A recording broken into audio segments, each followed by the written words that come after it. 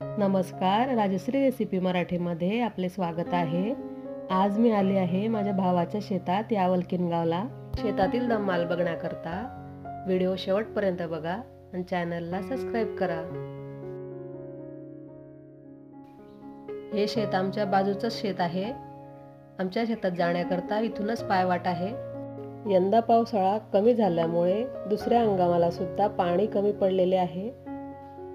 स्क्रीनवर जो फोटो बघत आहात तो मागील वर्षीचा काढलेला आहे। त्यावेळेस विहिरींना पाणी खूप छान होतं। ही माझी संपूर्ण फॅमिली आहे। आम्ही दरवर्षी उन्हाळ्यात किंवा दिवाळीत गावी येतो।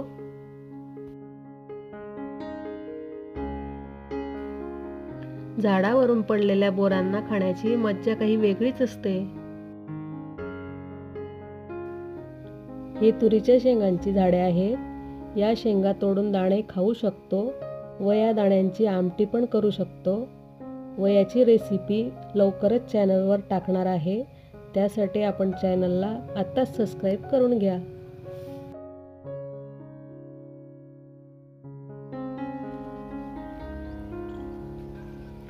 तुम्हाला गावाकडे शेतामध्ये जायला आवडतं का? आवडत असल्यास तुम्ही मला कमेंट बॉक्समध्ये कळवा।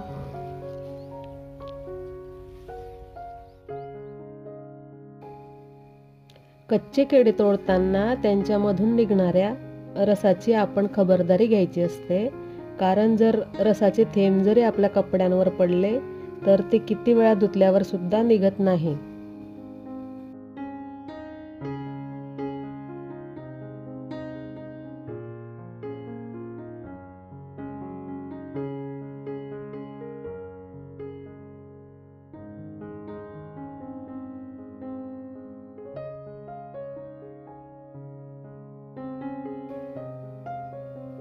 हे आमच्या शेतातील महादेवाचे मंदिर आहे। शेतातलं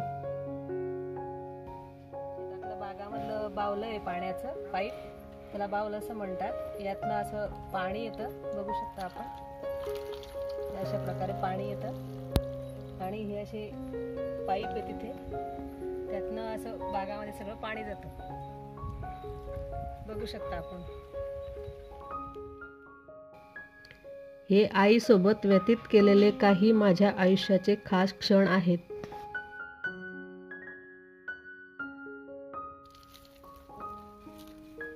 ताजी कांद्याची पात शेतातून तोडून जेवताना खाण्याची मजा काही वेगळीच असते।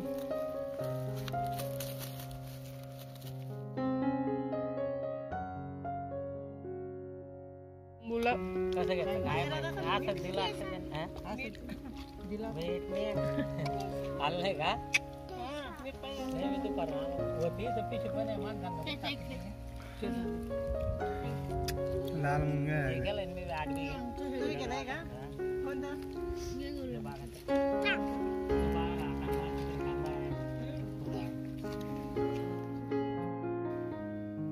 हा आम्ही काढलेला फॅमिली फोटो आहे।